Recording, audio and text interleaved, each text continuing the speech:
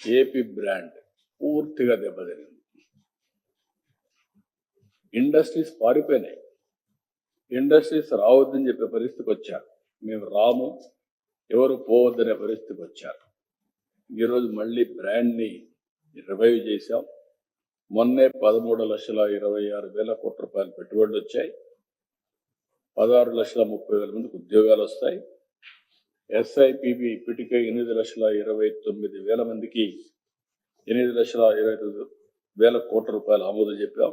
దీనివల్ల 7,62,000 మందికి ఉద్యోగాలు వస్తాయి. ఇవన్నీ కూడా ఇంకో పక్క విద్యా వ్యవస్థ ఇంగ్లీష్ మీడియం అని పేరు పెట్టి పిల్లల జీవితాలతో ఆడుకుని డ్రాప్ అవుట్స్ వచ్చే పరిస్థితికి వచ్చింది. ఈరోజు మెగా పేటీఎం ఈ కార్యక్రమాలు పెట్టి నెక్స్ట్ లెవెల్కి వెళ్తున్నాం. ఒకప్పుడు ఆల్ ఇండియా లెవెల్లో టాప్ 5లో ఉండే విద్యా వ్యవస్థను నాశనం చేస్తే మళ్ళీ దాన్ని రివైవ్ చేసి టాప్ 3లో కానీ నెంబర్ 1 కానీ ఒక ఆల్టర్నేటివ్ ఎడ్యుకేషన్ ఆంధ్రప్రదేశ్ ఒక మోడల్గా తయారు చేయడానికి ప్రయత్నం చేస్తున్నాం. పల్లె పండుగ ఇలాంటి కార్యక్రమాలు పెట్టి రూరల్ ఇన్ఫ్రాస్ట్రక్చర్కి శ్రద్ధ పెట్టాం. వీళ్ళు మొత్తం పెట్టినటువంటి మామూలు కాదు. ఈరోజు మీరు చూస్తే అనేక విధాలుగా బిల్స్ అన్ని పెండింగ్ పెట్టారు. అవన్నీ ఉన్నాయి ఎడ్యుకేషన్ వ్యవస్థలో.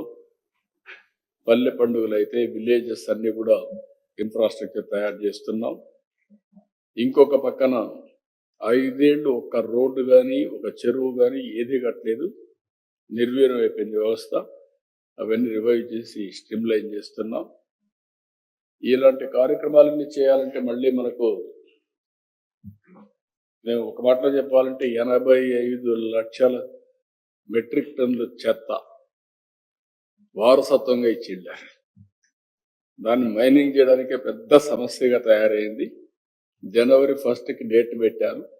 ఎక్కడ కూడా చెత్త లేకుండా చేసే బాధ్యత.